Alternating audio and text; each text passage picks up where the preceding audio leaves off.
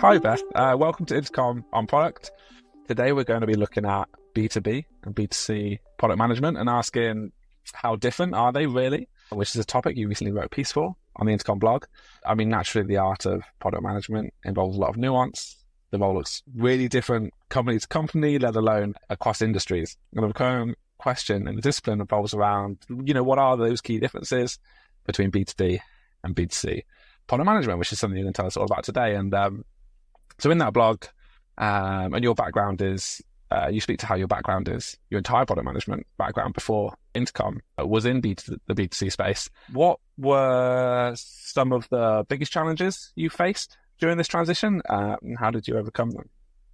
Cool. I'll try and limit it to two because there was actually quite a lot of challenges. There's two kind of big ones that come to mind. I think the first thing for me was just the complexity of the product.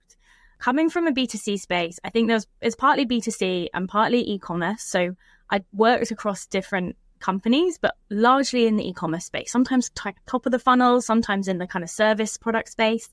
But generally, customers wanted to buy something, even though there was like maybe some different personas there. They wanted to buy something. And then if you were kind of focused on the end of the funnel, they either wanted to return it, they weren't happy with it. And it was like relatively simple use case to understand. Like there were bits of complexity, but it was kind of straightforward. And then when I joined Intercom, kind of taking a leap into the B2B space and then Intercom and being like a really complex SaaS product, that took some adjusting. So I think it was really just realizing that I couldn't just come in and understand every part of the product like I felt like I'd done before. So I needed to take a more kind of staggered approach into thinking like, how can I learn small parts of the product at the time? So I had to kind of like restrain my thinking and almost stop myself just going into these kind of rabbit holes, which I found easily doing the first couple of weeks, and focus on one kind of project and problem statement at a time. And then I found that by doing that, you naturally learn more parts of the product as you kind of got into it, because there's so many kind of overlapping elements of the product. So that was one really big challenge. And the second one, also complexity, I'll probably talk about complexity quite a lot, was just the complexity of the customer. So again, even though you have different personas in B2C, you kind of have one customer, it's your consumer. Whereas here you have many different types of customers. So not just thinking about like your business customers, they have like different industries, different sizes, different support structures. But also then you have to think about the end user, so your customer's customer. And that was a whole new way of thinking for me. So to overcome that, I'm still doing it, but I think for me being really explicit about writing down at the beginning of a project, like the beginning of a problem we're tackling, like exactly all of the different considerations we need to think about. Because I think I probably was oversimplifying it when I first started, and that took some time to get into. Yeah, it's interesting you talk about that. That really resonates with me from a product marketing perspective as well. The different layers of segmentation and complexity that you can get down to when it comes to audience for B2B is almost never ending, especially for like such a broad use SaaS product, as in customer service software that we create. Intercom works across all industries. I mean, for you, in the time that you've been at Intercom, are there any particular kind of problems or projects that you've worked on that have really highlighted the complexity that comes from like that deep segmentation or that multiple kind of customer set that you work with? In short, every project. But there was one that really stands out, which was actually the first project I worked on at Intercom, which was all about SLAs, so service level agreements. Essentially, I can kind of put these in short, expectations that a customer has with their end user and how quickly they want to either respond to their query or resolve it. And there's kind of different levels to this. So some of our customers actually have kind of contractual agreements around these SLAs, making sure they have to meet it. And some just want to kind of have this as a standard of like an almost non-contractual agreement with their end user. SLAs feels like it's a little bit complex. It felt like quite a small part of the product when I joined. I quickly learned it wasn't, and it touched all areas of the product. You had to think about like the inbox and the agent using it, where it applied in workflows and your kind of managers reporting on those, and of course the end user in that as well. And one thing that we found as we got into that product was that customers had kind of multiple use cases, and like sometimes these were competing. So you had your kind of basic use case of SLAs, which was again meeting an agreement with the end user.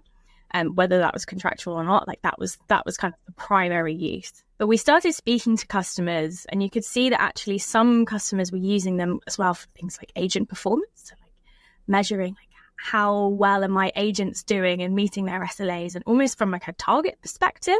And that meant that a lot of the things that they were looking for completely different to what other customers were looking for, depending on how they were using it. And like I said, in a lot of the time, they were actually competing with each other. So we got into quite a few discussions going back and forth. What is the right solution here? And there was never a perfect answer until we were kind of really deliberate about bringing it back to who we were solving for and what that primary use case was. So we really kind of decided that like this customer and end user agreement is the most important use case for SLAs. There might be other things to consider and other benefits that customers get from having these, but we had to be really deliberate in writing down what we're not going to solve for, because it ended up just having all of these different solution options that we never would have found an answer to if we tried to kind of cater for every use case here. Yeah, I love that. That feels like there was one thing you talked about. You kind of had these principles in the blog post you wrote. One of them was think big, start small, learn fast. And that journey you went on very much speaks to that. But could you give us a little bit more insight into how you kind of apply that principle in your way of working, what that means, and just kind of talk us through a little bit more about that? Yeah. Thinking about this, I remember when I was writing this, like the difference I focused on was around the kind of learn fast elements. I think the think big, start small should apply everywhere, and so should the learn fast. But that is what's slightly different, and I've kind of, I guess, changed my approach to that a little bit more here. And so SLAs was one example of us, like in a way, learning that we needed to really prioritize a certain problem statement, and like speaking to customers was like a good lever to do that.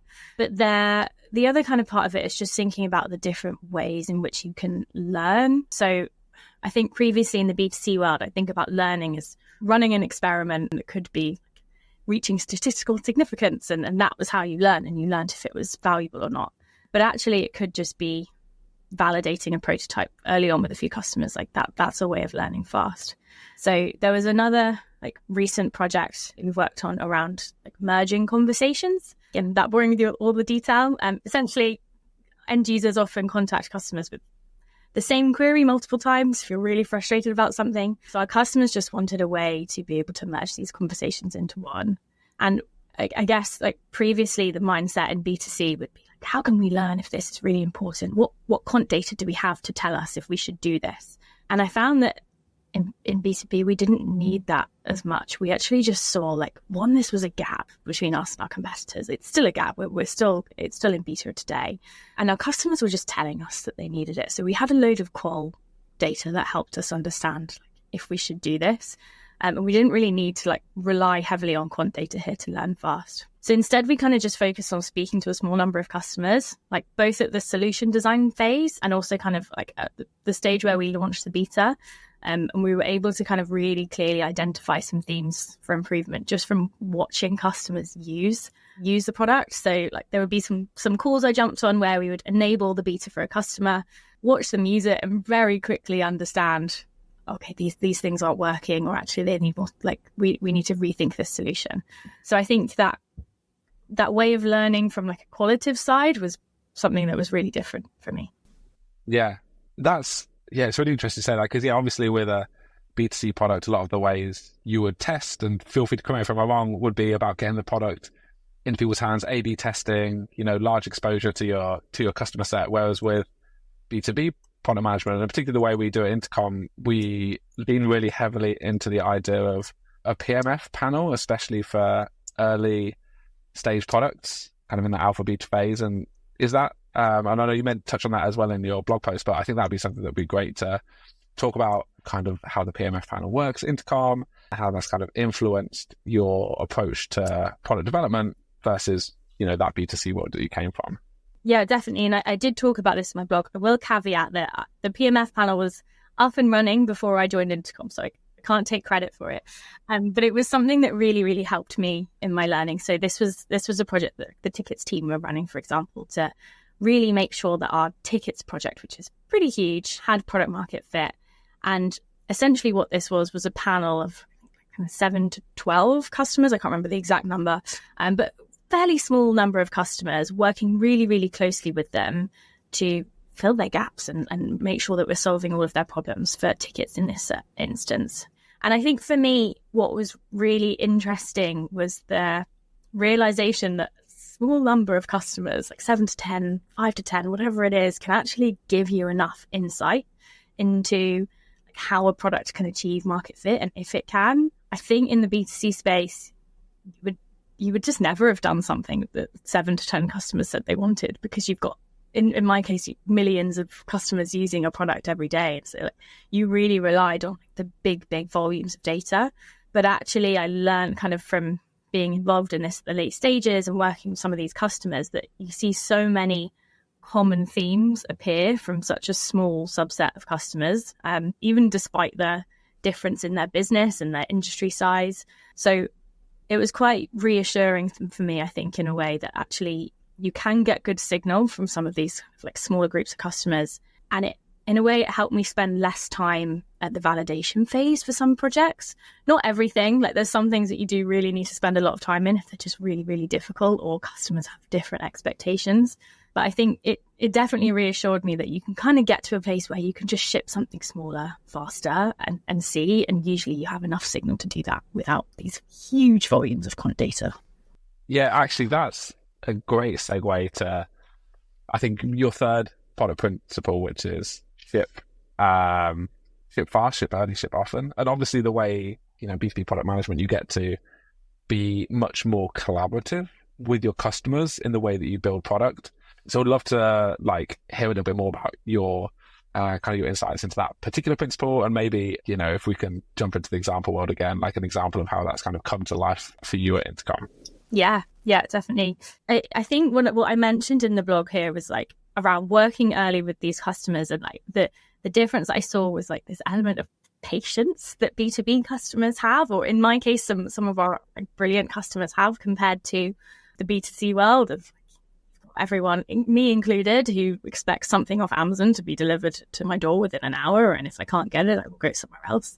And I know I can get it. And that kind of mindset shift was really different here. And our customers are great at working early with things on us. So I'll probably actually continue on the topic of merging conversations. I think that's a really good example of this. So as I mentioned, this feature is still currently in beta, and we have identified some limitations that we need to work on. But actually, because customers were so open to using an early version of this, it really helped us in a couple of ways. I think the first thing was that we were able to ship something much smaller, much quicker, that then helped us validate if we really needed the rest of the scope that we thought we did. So kind of in the planning phases of this project, we'd got these huge scoping tables, all of these things that we thought were really, really important. But because customers were kind of open to us shipping a small slice and working with us to provide some feedback, we quickly found out that some of this stuff was just not important at all. We didn't need to build it. Customers didn't need it. And also that we'd missed a couple of really small things that made such a big difference. And we were able to kind of iterate really quickly on some of those and actually get some of the solutions they wanted out within a week, just because we'd had this 1 or 2 conversations that told us, oh God, yeah, we really haven't thought about that. So that definitely helped us in the scoping phase and prioritization, and making sure that once we are in the kind of build phase to ship to everyone, we're really thinking about the right things. And I think there was another kind of win out of it that wasn't necessarily kind of part of our product process, but more just that because customers were open and patient with us, they also got some value quicker.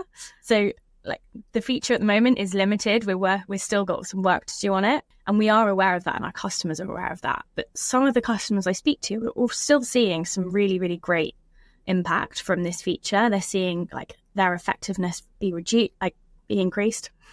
Effectiveness increased.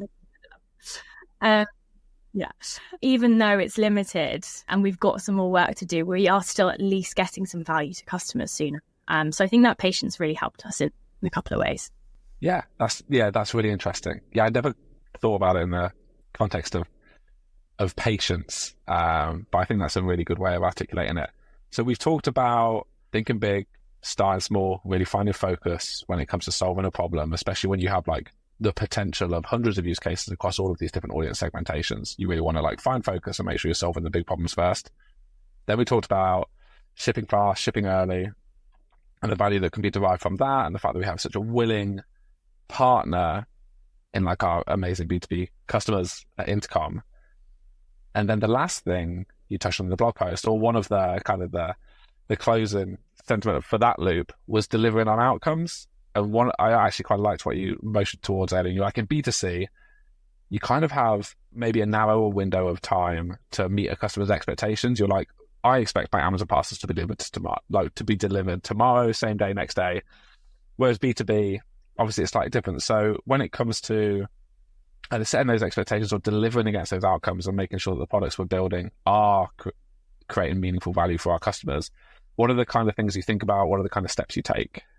I found this like probably one of my biggest transitions actually in just thinking about this. So especially coming from a B2C background, and like you mentioned, there's some really clear outcomes there, but also I spent a lot of time in the kind of growth space in B2C as well. So a lot of the outcomes were really tangible to the business. If you improved a conversion rate, or you improved revenue, there was a really clear goal of what you were going after, and sometimes targets, and you could say, have we met them, have we not? And then in the kind of core product space, and then in B2B, I had to really take some time to think differently about going after the right things. So the way I've been trying to frame it is just making sure that the right measures are in place to identify if you've solved a problem, or if the problem was important to solve, because there's a whole other part to it.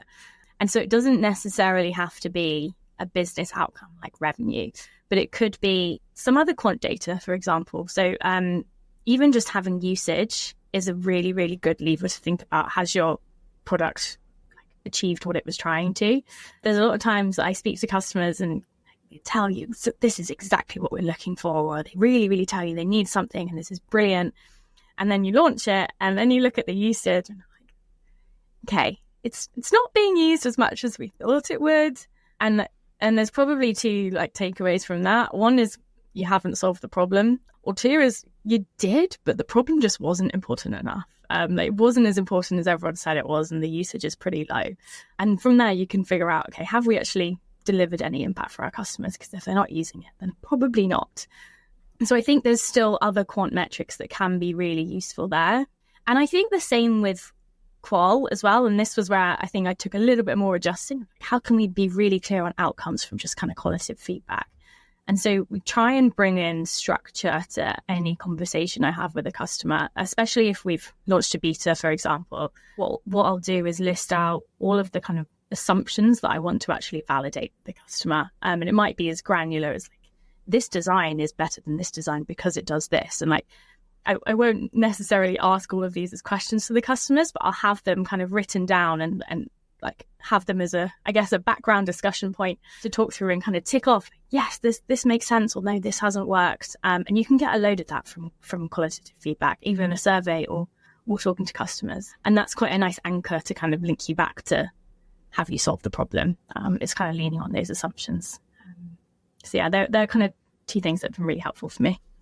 I love that. So I guess the nature of kind of the amount and the quality of qualitative feedback that you get in that B2B kind of product management cycle or product development life cycle is really different to the B2C world. And are there any particular methods you use or teams you partner with or things that you can kind of work with in the B2B world for capturing customer feedback and using that to kind of inform what comes next, or to validate those outcomes that you're using at Intercom that would be interesting to tell folks? I've noticed how much time I spend speaking to customers here versus what I did before. So I think there's a few things that come to mind.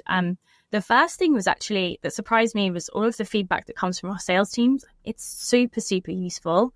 This can come directly from speaking to the sales teams, or it can be passed direct customer feedback that's passed through on one of our systems. A lot of the time, some of these things can be kind of feature requests that a customer is asking for rather than detailing the problem to be solved, because naturally customers might compare us to another tool, for example. But it's really, really helpful for that kind of consistent feedback and being able to track demand or track how many customers are facing a particular issue. and feed that into roadmaps and prioritization. So that's kind of one continuous thing that's been really, really great. I think the second part is actually spending time proactively reaching out to customers for feedback and talking to them at all stages of the product lifecycle. So sometimes it can be directly from that sales feedback. We might see something that's interesting or want to speak to the customer to kind of understand their problem a bit more. And our sales team are great for kind of making that happen and getting us in touch with the right customers. Others can be surveys. So we do launch surveys within the product, which are great for kind of gathering like quick qual feedback. But usually we'll also include a box to say, are you willing to speak to us? And that's a great lever to then kind of reach out to that customer. And the other thing kind of within that as well is just, I find from all of these things, I then build relationships with customers from past projects that I've worked on and kind of maintain those relationships for future things. I was surprised at the amount of crossover I saw. Like my first project, I would be speaking to a customer and they would kind of naturally segue into something that we were already thinking about as kind of the next problem that we were going to solve. So I think that kind of continuous feedback loop is really prominent here. Whereas in the B2C space, we would often do kind of that solution design validation and do the testing, which was really valuable. And we still do that here, but that was most of what we did. There was much less kind of regularly speaking to customers just about problems they're facing. It's funny because as a product marketer, I, especially in previous roles, spend a lot of time talking to customers, a lot of time doing inbound research. And Intercom's one of the few places I've been where I've actually been able to pare back the amount of time I spent on that, because like our research team and our product teams, and like you said, our sellers in particular, are so like deeply engaged with our customers, and also by providing those continuous feedback loops. Like there's a really, really great synergy between product, between sales and the marketing teams that kind of sit in the middle. That information is continuously circulating around the company, and one of our like core values as a company is customer obsession, and I think it really, really like comes to life in the way that we like perform inbound research and like take that feedback into the product. So yeah, so that shout out to everybody that does lots of that, so that I can do less, or I can just benefit from those insights as people share them internally, and that's been really great. And yeah, Intercom does great in product surveys, folks. So if that's something you need, definitely use those. Okay, so maybe to wrap, but what are your conclusions on, what is consistent, what is inconsistent? Like, what's your conclusion on like the difference between B2B and B2C product management? And then maybe we can touch on what kind of advice you would give to other product managers that are trying to make that switch one way or the other. Yeah, sounds good. And it's funny because as I was writing the blog, I changed my conclusion when I got to the end.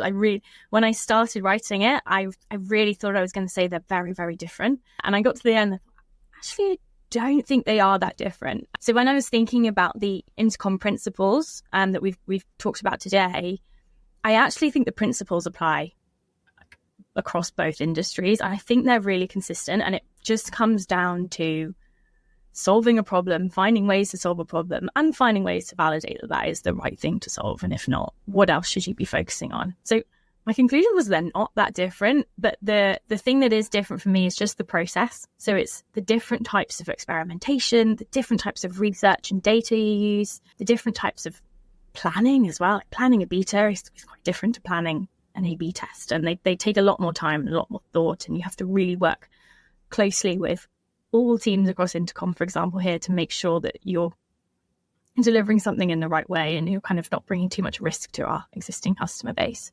That is different, but I would genuinely advise any PM who's considering switching from one to another to do it. I really loved working in B2C, by the way, so it's not like I wanted to get out of it. I just wanted to try something different and stretch my horizons a bit. And so I think if you really want to nail your product craft, which I haven't done yet, but I'm trying to do, I would suggest that you take the leap. I think it's just a really good way of practicing these principles and understanding the best way to do things. Particularly if you're moving from B2C to B2B, like the complexity and the problem space, the time you spent talking to customers versus B2C for me has been so valuable.